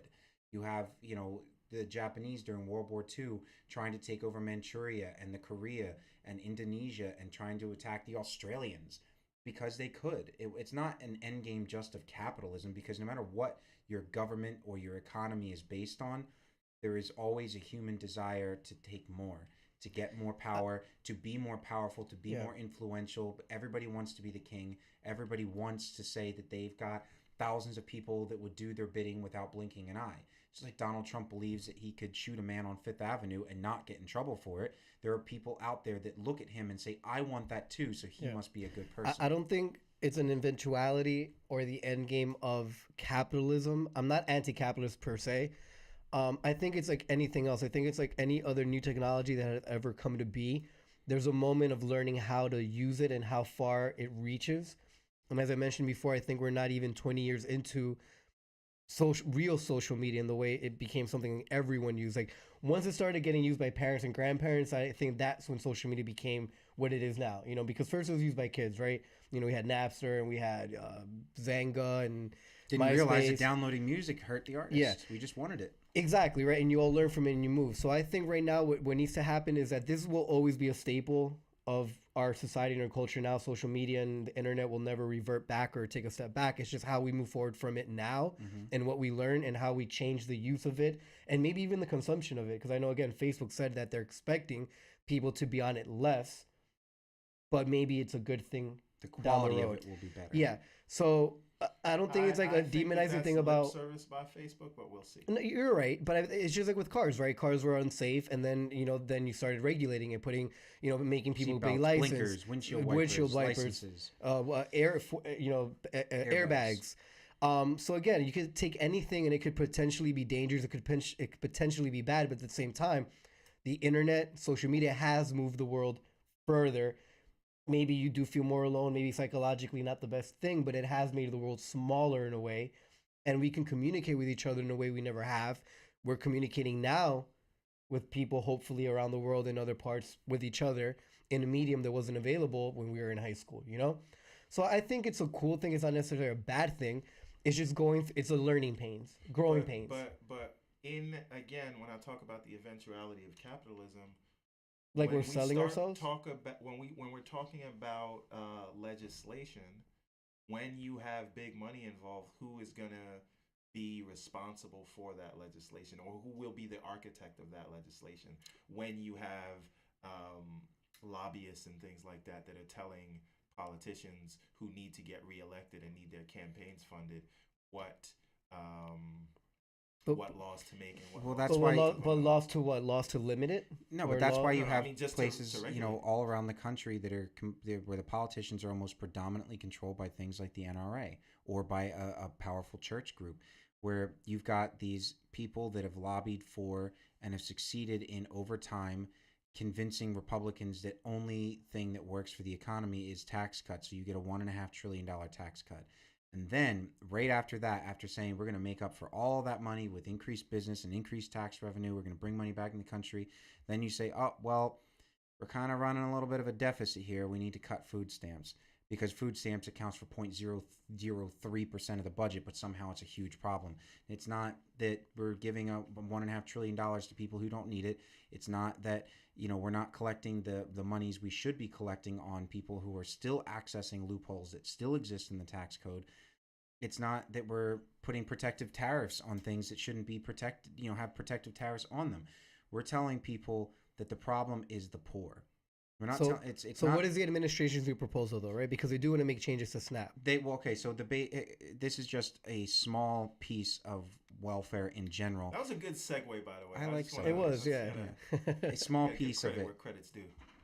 They believe that the best way to go forward with SNAP and food benefits and things like that to welfare recipients is to now just send them packages like they were in some developing country somewhere in the world that needed to have a box dropped from a plane and with a parachute on it, and here's some canned meat and some canned vegetables and nothing fresh, Yeah. tons of sodium, tons of sugar and fat. This is what you get because it's free, so you should be happy with no matter what we give you, despite the fact that you never saw Jesus telling people you got to take a urine test to prove that you deserve your fishes. He just made manna come from the sky. Just again, and I'm not, well, I am, #petty. But remember when Michelle Obama was like, hey, maybe we should try to get people to eat? And everybody thought she was a Nazi. Like, oh, yeah. They wanted to eat their freedom fries. Steve, you're on point today, man. Trying, man. It's very true. No, because Michelle Obama wanted to build gardens. She wanted to fight childhood obesity, and now you've got Donald Trump who wants to send canned meat to people who need food assistance, and saying that and I've seen people even comment on it. I've seen people who lived on welfare and food stamps and who grew up being supported by systems like this, who are now successful now, who have families of their own, who take care of them. They work very hard to get where, and it's like they completely forgot about the fact that they had this kind of aid available to them and they used it. And now just because they don't need it, they think that everybody that's on these programs is somehow weak, somehow doesn't work hard. You know what that kind of sounds like? When you grew up in a country that benefited from the resources around the world, and then you say, you know what, those people around the world are from shitholes and we don't want them here. Yeah. Yeah, sounds similar to that. It really is basically like that. Yeah, So, look. I mean, you've got women that are single parents that maybe they didn't want to get pregnant, but they did, and they decided to keep the baby because, you know, every Republican thinks that that's the only option, but maybe they decided to do that, regardless of their politics. For the first year of my son's life, we were in some government assistance, and I needed it. We benefited from it, and I guess it is different when you live it. But then to be one of those people that lived it and then go back and say, well, now because you're still on it, you're an asshole. That's just, come on, dude. Like, you should know better. I definitely grew up like this. I don't know what kind of benefits I had. My parents have both passed. I don't know what kind of government welfare or benefits my family ever took in. But from my view, we didn't take anything. I mean, there was times when people would leave food on our doorstep. The fire department left food for Thanksgiving one time. My dad sent it back to them because he was able to still find a way on his own to make things happen. Yeah. But there were plenty of times when, where we didn't have food per se, when we had cookies for breakfast because there was no cereal, there was no toast, there was nothing. Cookies for breakfast are delicious. I don't know what you're talking about. Listen, but that's different when it's cookie crisp, and then when you're actually eating actual cookies, that's still, all you have. And then it's still you get limited, mine. I got the little white tickets. I didn't know that I got the white ticket for food or the blue ticket for my lunch line, or paid 35 cents for food. Yeah, we had those in high school too. I thought it was just that's how it was. Yeah. I didn't realize that some kids were paying full price for theirs. Yeah. It didn't make me feel any different, but I also, in retrospect, can look back and see, I think I was treated differently because people saw me and thought that I was a poor kid. Yeah, and I see the reaction of people when you're waiting in line and you're behind someone who's trying to use an EBT card or something, and then it doesn't work. The look, and it's like, dude, like, why? But look, I don't want to spend too much on this personally because this might not even pass Congress. This is a proposal by the administration. People in Congress are most likely not to pass it. But the only thing I want to point out here is that this, again, is hypocrisy at its finest. The GOP, the Republican Party, is a party of small government. Don't tread on me. Big government's bad.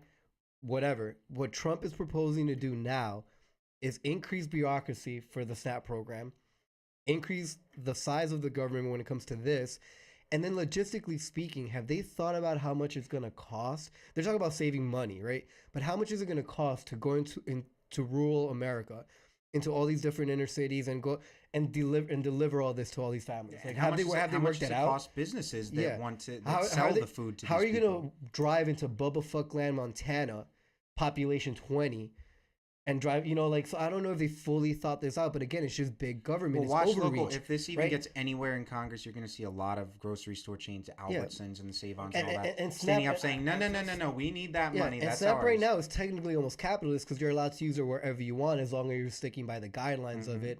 So it's almost like a free market system. And the GOP, well, not the GOP, Trump now is trying to not make it that.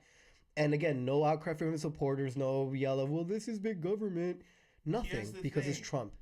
In the dystopian novel that I will write one day, or that we don't give away too many ideas. It's not copyrighted over the air. The person in charge of the United States has his name plastered on buildings everywhere, and now wants to, and then discredits any law enforcement that has This doesn't seem anything bad familiar. to say about It's him. very dystopian. Yeah, it's And- very not conservative. And now wants to directly feed the people what he feels like feeding them. Right? Think about this. The government is just dropping off boxes of food. This is really 1984. And telling them you can't eat veggies and you can't eat fruits. You have to eat canned. You have to eat shelved canned drink beef shelved and milk. juices. Yeah. You can eat what we give you. Yeah. That's what they do in distressed nations. It might be a very bleak way of looking at it, but there was this meme that was making the rounds this week about this, in which it said that this is a way almost of the government systematically killing off poor people, right? Because I mean, if you're not eating right, having a healthy diet contributes to the way you grow, development. Well, I mean, Look at the difference between North and South Koreans. Okay. Or a child that goes to school, after having a good breakfast, versus a child who maybe had to eat cookies for breakfast, right? Or nothing for breakfast, right? That affects you. Well, and then when you're only targeting, the communities that need this help, you're not targeting people of wealth or people of, with means. You're targeting communities that don't have any money. And it doesn't really even split into racial. That's why I don't want to say it's minorities, because it's not.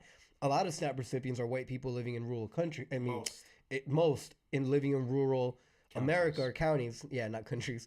And so again, it's a class thing. Are we gonna start having shithole counties? Maybe, and this is how we start separating. Listen, the them UN found some counties in Georgia and Alabama. They said were just absolute disasters. Yes, and think about also how people are going to be viewed if you have to end up going to pick up these boxes somewhere, or they leave these boxes outside of your house. Then there's nothing wrong with being poor and needing help, but there is something wrong with it in the U.S. and the way that it seems to the outside world, where you're looking as if you're mooching off the government, or if you don't make enough to support your own, and then the stigma that would give people when you're like leaving boxes of food in front of the house. Maybe you don't want people to know that you need that help, or you whatever. Or it's not like the government didn't know that. That's why they switched from actual food stamps to an EBT card, so you could just do it. It's less invasive. People don't really get see. But it now so someone who's supposed to be not about big government and not about doing and that I do is proposing completely something understand like this. that there are definitely people who abuse the system. Yeah. But just like there are people who abuse the tax code. Yep. There are people who abuse government contracts and all these other things. But these people are vilified because they're easy targets. Yeah. But talking about SNAP benefits, right, and the cost of food and what they're getting or not. By the way, one thing I want to play a little game. Okay. What if Obama decided he was going to decide what people ate? Oh, in dude, rural neighborhoods? it would have been tyrannical. It would have been him trying to take over your constitutional right to decide what White the House fuck you would want be to eat. plastered in tomatoes. Yeah, he's telling us what to eat because he's getting ready to send us to FEMA camps and gut us for our organs. I don't know, but yeah, you're right. It just, if anything, and we say it every freaking week, anything that Trump has done, if you apply that to Obama, it would have been the end of Obama. It would have been white people up in revolt. The militias that were training to shoot everyone would have come out of their camps in like the woods of Missouri, and they would have marched on the White House. I don't know. Did you say militias? Yeah, the militias. I'm wondering if we have a topic based on that. We might. It's coming up. So right now we do briefly want to, and again, it translates, I guess, with the SNAP benefits. Consumer indexes and producer indexes are up, meaning it's more expensive to produce and purchase. More expensive. So Producers, Joe, take this one. This is your field. people that are producing goods, manufacturers, consumers, the PPI, the CPI, the general inflation rates are all going up. These are not. We don't have pictures of anything for this one, but I'm just showing Trump. Don't worry. That's it's not Donald Trump.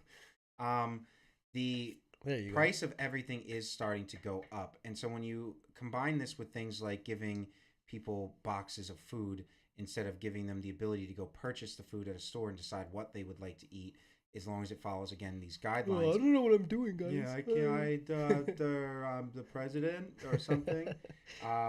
You have people that are now going to be spending more on the things that they used to be able to purchase, and it starts off slow. Inflation always does start off slow, but inflation generally precedes a recession.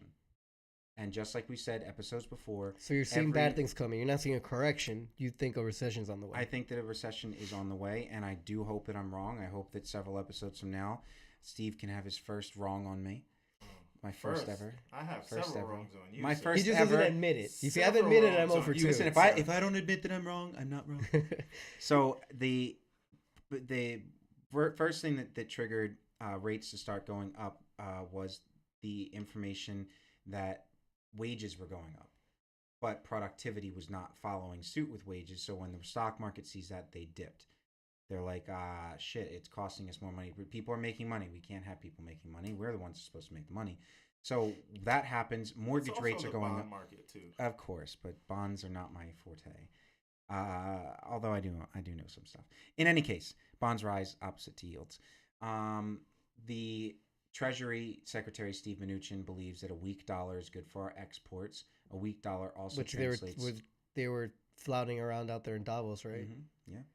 The only good thing about rise in inflation is it generally means that savings accounts rates rise as well because they want people to stop putting money into the economy to hold it so that it brings the inflation rate back down so that things don't cost as much because you take money out of the economy and it starts making the dollar more valuable. Yeah. But we're not doing that. We are finding that things are starting to cost more. Nobody is saving their money. Nobody has money for retirement. People are pouring their money into the stock market. And if the stock market collapses, you lose all your money. So based on what you know now, February 17th, 1:30 p.m., with all the data that you've read, what's your best guess as to where this is going? I guess if you were to wrap it up for everyone, summarize it. I would say after the summer, you're going to find that job numbers are going to start coming in much lower. You're not going to see 200,000, 250, 300,000. You're not going to see that. You might see 100,000. You might see a little less. Would that be just in new jobs, or do you think that also means unemployment's going to start going back up? Unemployment will start to come back up. I think that the employers are going to start realizing that maybe they've overhired, or maybe they're going to want to. They are seeing this happening too, so they're going to cut wages out of their budgets ahead of time to stave off the damage that could be taken by taking hits. But you look all around and you see that there are brick and mortars closing everywhere. In my town alone, there are 7 empty storefronts. Toys R Us is going under. You've got the big companies are consolidating their resources. They are consolidating. They're building with each other. They're forming agreements. They're ahead of time declaring bankruptcy, like Payless Shoes, ahead of time declaring bankruptcy protection. They are all getting ready for something that most people just aren't seeing because they just work places. And the first people that usually lose their jobs in situations like these are people that provide services, things that you don't necessarily need. You're going to see waiters, which is part of the reason why the Labor Department is trying to change the rule that would say that employers can keep tips from tipped employees and give them to whomever they want, or even use them for themselves or capital improvements. You're going to see service industry stuff start dying off. A lot of people are being deported.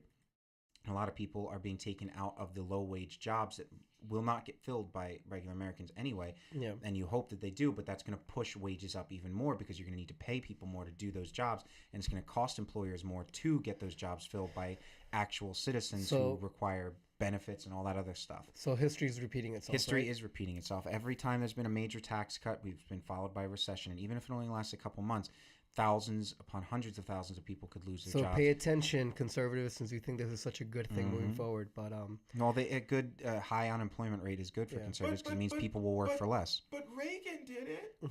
But the emails. But Reagan wasn't a staunch conservative. People forget that he was a moderate. Reagan was also, it is what it is, man. Also, Bush Senior had to deal with this shit from Reagan's tax cuts. And then Clinton came in and left us with a surplus, and then Bush came in and left us with a deficit. And then Obama left us with a surplus, and someone came in and ruined all that. But no one will ever say that. One thing, read the Snap program. We had a secret viewer who sent me a text. Oh. I don't know if they wanted their identity revealed, so I will not say their name. Come on, secret viewer. In regards to the Snap program, and they're talking to you specifically, Jay, what if they're not killing off poor people, but fattening them up to send to the slaughterhouse? By slaughterhouse, FEMA camps? Hospitals. Oh. Wow. Shit. And here I thought that we couldn't get any more conspiracy theory over here. I mean, hey, ruin the ACA by forcing that'd be a cool story. Poor people to have heart attacks. Shit, food for thought. We want to get to this last topic. Unfortunate topic here. So, all right. February 14th, this past Wednesday, Valentine's Day, parents had to hold their breath and wait hours to find out if their children made it out alive. Marjorie Stoneman Douglas High School. In Broward County in Florida. Mm-hmm. a gunman who I don't want to say his name. You guys can if you want. I don't I think. can say his name. No, He's a Say his fucking name. douchebag. He's a fucking Yeah, he's a douchebag, fucking yeah. douchebag. That's So not him. We don't have a picture of him. We're not going to show him. We're not going to use his name.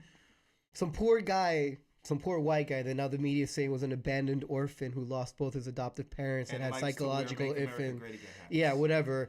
You know, he Both my parents are tragically. dead. Do you remember the last time I went on shooting rampage? No, not at all, Joe. Because you're a fucking healthy human being who can cope with loss like a normal fucking person. I'm also not a white supremacist. Yes, because this guy was that, and the point is that he, went in, pulled the fire alarm as people were running out. He killed, and I think it was 18 people. That is a tactic used 17 by people. ISIS, by the way. Yeah.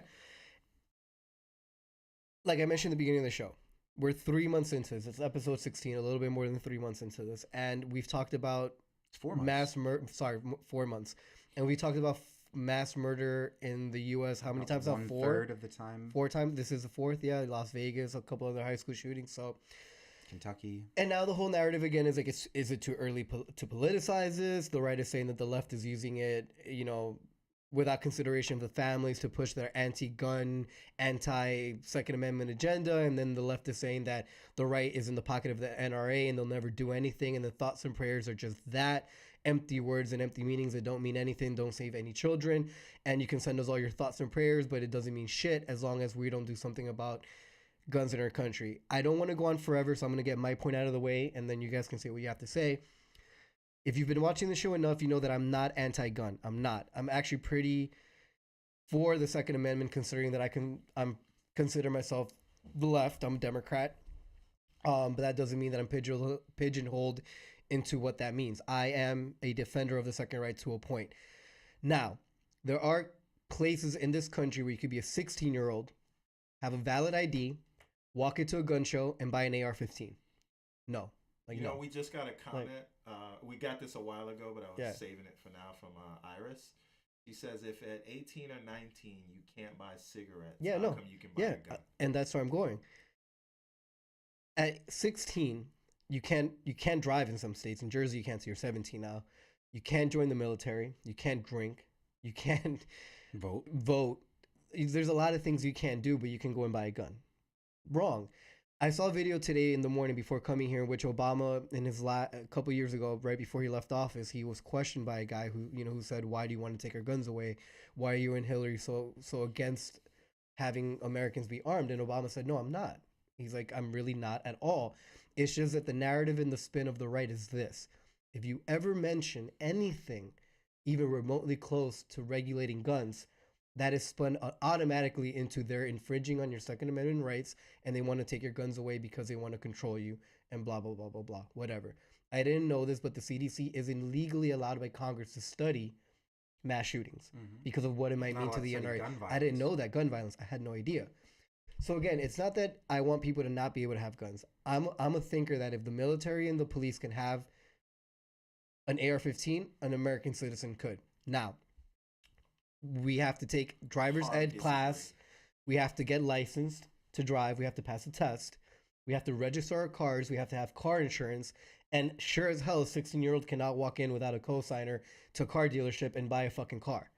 So why is it wrong for people to say, let's just... And then the argument becomes, well, people that get illegally, criminals are always going to have their guns. But yeah, you're fucking right. But so what? I'm not talking about the criminals that break the law anyway, that steal cars or whatever. It's just, why is it un-American or why is it infringing on your Second Amendment right to simply say there should be a process in place to make sure that you get a gun legally and that you're not some fucking psychotic kid out there. And I also think that some of the punishments should extend to parents. For example, when, like in Sandy Hook, the kid found the gun inside his mom's, I think, closet. He killed his mom. Right, but let's say in other instances, sometimes a parent survives or family member survives, then there should be some implication for them as to why didn't you keep the gun in a safer place? Why was it accessible to your child or to whoever took the gun? So, I mean, there's a lot of things or ways we can look at gun laws now, but it's too easy to children that just like a 2-year-old that accidentally picks one up and goes off, kills their exactly brother. Which has happened. And so I think that it's not wrong, or it's not even infringing on your right to try and legalize it, or find a way to... There should be a national registry, and it's not against your Second Amendment right. You should pass a test. You should pass a mental a test to be able to own a gun, and none of it means that you're infringing on rights. And that's just my 2 cents. I really have nothing. I hate that we're talking about this again. Mm-hmm. As a father, right now, there's two fathers in this room. I'm sure that I don't. My kids don't go to school yet like that, Steve. But I'm sure when Steve Jr. goes to school, you're not thinking that he might not come back that day, or at least I hope that's not your thought. But that shouldn't be any parent's thought. That when your kid is going to school, you should never think I might not see them again. And for these parents right now that are waking up on the day after, and those beds are empty, those homes are empty because people in this country, in the pocket of the NRA, refuse to do anything about the gun violence in our country, is sad. And I hope that I never have to experience that, and anyone I know doesn't have to experience that kind of loss, because it's painful.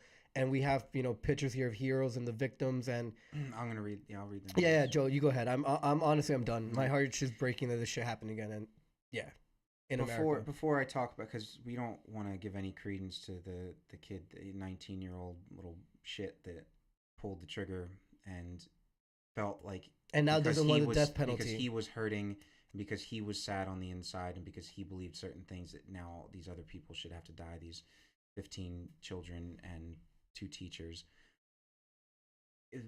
I've had gun debates with people for years, for as long as I can remember, before Obama was even president.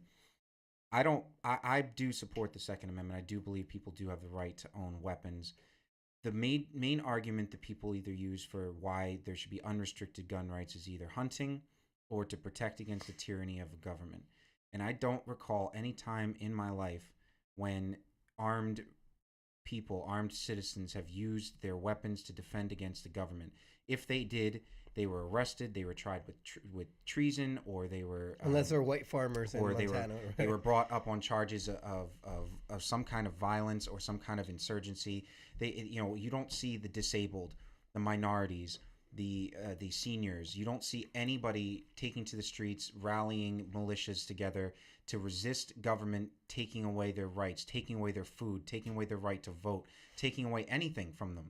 You don't see the people using the Second Amendment for what it was intended for during the 18th century, when every government in the world was either a monarchy or some sort of dictatorship that could easily take control of anyone, take your wife, take your children, take you as slaves, take your property, take your money, tax you, and there's nothing you can do about it. There's a reason the Second Amendment was put there, just like the rest of those in the Bill of Rights. However, of all 10 amendments in the Bill of Rights, almost every single one of them has limitations by law. You can't yell fire in a theater. There are religious exemptions for all kinds of things.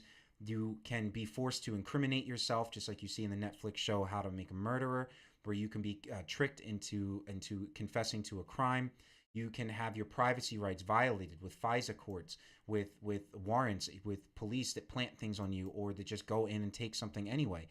You can be punished cruelly and unusually in a prison system or in a judicial hearing, where you are punished unrelative to the crime and differently than someone else might have been punished in that same situation, depending on their ethnicity or their race or anything like that. There are, with the exception of quartering troops in your home, every part of the first 10 amendments have been violated, and the 10th one. So you have this kid who was in a group for a time called the Republic of Florida, which is a white supremacist militia run by a man named Jordan Gerrymandering, who confirmed that he trained with them in Tallahassee for paramilitary drills. He got an AR-15, legally bought an AR-15, had countless magazines, according to the police, that he stored on him. Every time these things happen, the attacker always has the element of surprise, always can cause panic, and always has the ability to take out more lives than they would with any other weapon. And I watched a Chris Rock special recently where he had mentioned that if you're ever in a situation where 100 people are killed by someone wielding a knife or a blade, then you have 97 people who deserve to die. Because if after the third person you aren't finding a way to escape or defend yourself, then you probably just deserve to die. But this is a person who, holding one machine that weighs 10, maybe 15 pounds, can just walk around and spray metal that will pierce bones, hearts, walls, anything. These are things that will just murder people without regard to who they are, what they were, what their dreams were, what they could have been. These are children. Innocent children. There were third and fourth graders first graders that were killed in Sandy Hook, and still people don't want to talk about it. The second a kid dies from an opioid abuse or from a Tide Pod, we want legislation to fix it. We want to change everything. Or when a young black kid dies in the inner city, then the conversation becomes black on black crime, exactly, right? but it doesn't. They don't talk about the psychological issues or whatever. So there is a time to talk about these things. You don't have to say we're taking away your guns, but we can say maybe you should be 21, just like you have to be 18 to vote for universal suffrage. You can't vote when you're 16, but there should be a reasonable legislation that it might not prevent every shooting that will ever come, but it will get us down from 10,000 gun violence deaths a year. Yeah. You might get down to 2,000, 3,000, 4,000, doesn't matter, as long as it's less. So the people that were murdered, and I'm not even going to say killed because they were murdered in cold blood. You have Aaron Feist, who's the gentleman that is displayed right now. He's an assistant football coach there, who used his own body to keep 3 girls from being shot. And I get emotional. He died in surgery. Yeah. And I get very emotional because you always hope that in a situation like this that you would be the one that would stand in front. Like when the shooting happened in Aurora, Colorado, a boyfriend jumped on his girlfriend and saved her. Yeah. Yes, you keep taking the words out of my mouth. Sorry. I'm trying to say that there were people that threw themselves in front of bullets to protect someone that they loved, not because they thought that it was the right thing to do, but it's because it was their natural instinct to protect people you love. And Aaron was not a father to any of these people. He may have been a father. He's 37 years old. But he cared. But there are a lot of fathers out there happy that he did what he did. He was a former student at this school, and he saved 3 people's lives by taking the bullets that the shooter wanted to take out. And he might not have even been targeting them. See, these are the heroes. These are the heroes. Michael Leonard, who was a police officer who worked for the Coconut Creek Police Department. He actually saw all this happening. Saw the police there. And within 40 minutes, he decided that he was actually going to start walking around the school in the outside areas and start searching for someone. He found this kid, matched the description. He looked like a normal high school kid. He brought him down without incident. Scott Beigel or Bagel, I'm not really sure how his name is pronounced. He's a geography teacher. He's the one that's in the grayed out highlight bubble. 35 years old, geography teacher.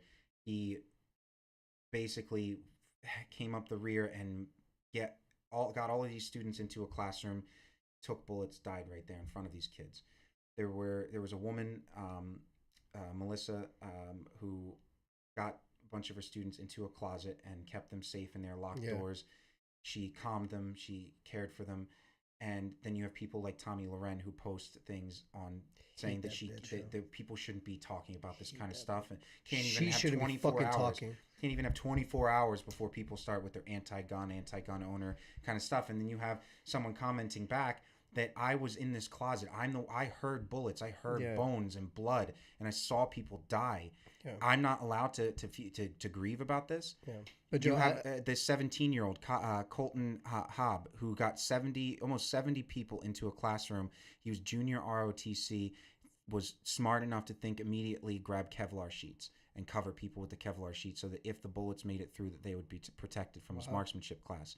There were heroes all over the place. There were the doctors that saved some of these students, and my body's shaking a little bit right now because I just can't understand how we're now barely 3 months into this year and we've had 18 shootings on campuses. And I know that which is relative, yeah. The 18's relative. Some of them are suicides, some of them are guns fired. But it should still be places of safety. The gun shouldn't even be near. And I saw someone and another one, and like one of the worst things I think is not conservatives that say don't touch my guns. It's people like libertarians and these people who think that we should do nothing about it or that doing something about it won't get anything done, like saying let's get rid of all cars because we'll get rid of drunk drivers. There are reasons why you can get pulled over even if you haven't hurt someone drunk driving, because it is unsafe, because you know that it can cause problems even if you haven't, but it will. There are disincentives. You could lose your license for years. You can get in jail time, fines, all these things. There are so many things that we make illegal but still get done, but they are far less damaging than they are when they're not. And Joe, and I don't mean to cut you off, but I know we got to wrap up a little soon. I just want to know, if you had anything to throw into the conversation. I know it's... I mean, I have a few things, but I'm just going to quote Charlene Carruthers. Okay. I like that last name. It's a fun name. Yeah. If anyone wore a Black Lives Matter hat and committed any sort of violence, the entire movement and all black people would be blamed. Mm-hmm. Yeah. And you remember the fry 'em like bacon comment that went around and got and had conservatives labeling them a terrorist organization. This kid wore a MAGA hat, Mm-hmm. and there's crickets. Mm-hmm. Yeah. You know, I just imagine, and this is sort of the state of play that we are. The shooter says, "I'm a white supremacist." The pundit says, "It must be our culture of rap and video games." The shooter again says, "I'm a white supremacist." The pundit says, "Maybe he had an economic anxiety that caused him to lash out." The shooter again says, "I'm a white supremacist." The pundit says, "We may never know why this happened." And that is just the state of affairs where we are. And now he wants to plead guilty to avoid the death penalty because he's a fucking coward. And I want to take us out on this note, and I'm going to quote John Snepp here. Our predatory society, kids murdering each other, turning to opioids to make them forget, their families and friends fractured, no way to make a living or have a job that supports even simple rent and bills. Yet we continually walk the other way, we continually turn the other cheek and refuse to address these problems that are causing the future death of society in the present. As long as it's not me, as long as it's just them, we have to become stagnant. We have become stagnant viewers of the screen called life. We must not only change the channel, we must unplug the screen. We must rethink what it means to be a living American right now today, or there will be no tomorrow. So that's, good words. It's a good way to end the show on a somber note, but Well, it is a somber topic. it is a very sign. That's why we chose to end with it, because you don't really start Yeah. with something like this and then You move can't. on. Yeah, you can't go anywhere after that. It's Yeah. just somewhere we have to leave it. But No one's coming to take your guns, but Nope. we are coming. but we have to be smart about it. We are and- coming. That's what I'm gonna and say. and like Steve just read, right? When it's someone else, it's okay. But the day, God forbid, it happens to one of us or one of our families or one of yeah, your they won't be families if you're joking about watching, it then. then it'll be too close to home, but too late. Empathy, folks. So but on yeah. that note, Yep. that was another episode of The Second Page. Yeah, thank you for watching, everybody, guys. for coming, and You could find me at J Martinez. No, yeah, Did you just at point to J your Martinez forehead? Jr. You probably could spell it because your Fuck skin off, lights man. up. Fuck like off. That, At Twitter, find us, like us, everything, the whole nine on Facebook and Twitter at The Second Page, the 2ND page. PG. PG, sorry, the 2ND PG. On Facebook and Twitter. That is not what we're rated, by the way. Let us know what you think. Thank you for tuning in. This was episode 16. Mm-hmm. And I'm Jay Martinez, guys. yeah, Thanks. I'm Joe Oswald. Joseph S. Oswald. Joseph where you can S. find Oswald. him. It's not Joe S. Oswald. It's Joseph. Joseph. Okay, Joseph S. I'm Oswald. all down He here doesn't and know. stuff. He'll definitely answer you. One day Yeah, I will. one day. I You'll prefer remember. you comment, and eventually Jay and I are gonna have our website built. Eventually. We are working on that, I promise. So I certainly appreciate all the comments and stuff, and want anybody, even if you're watching this as a rerun, please say something. It's And fun. like our Squared Network too. Like guys. our Squared Network. Go on YouTube. We're gonna be on iTunes soon. SoundCloud. Sorry. iTunes, yes. Yeah. iTunes, yes. That's correct. SoundCloud, And yes. and All Sir right. Johnson, your Yes, plug. and Sir you Johnson. can find me at Steve A.M. Johnson on Lord your Johnson. social media network, as long as it's not Snapchat. Can I find you on Snapchat? And no, you cannot. And you can tune into On the Reel later today, where it's going to be all about Black Panther. Woo! And with that, we What about your other show? are Out of the 36 Chambers of Fatherhood. Yes, thank you. I care. We're recording that one on Sunday at 4:00, and it'll be Cool. out shortly after. And that is also on iTunes, as this show will be very soon. Cool. So with that, we're out of here. Get out, vote, Peace, hold guys. people accountable. Wakanda forever. Conda forever. What they say.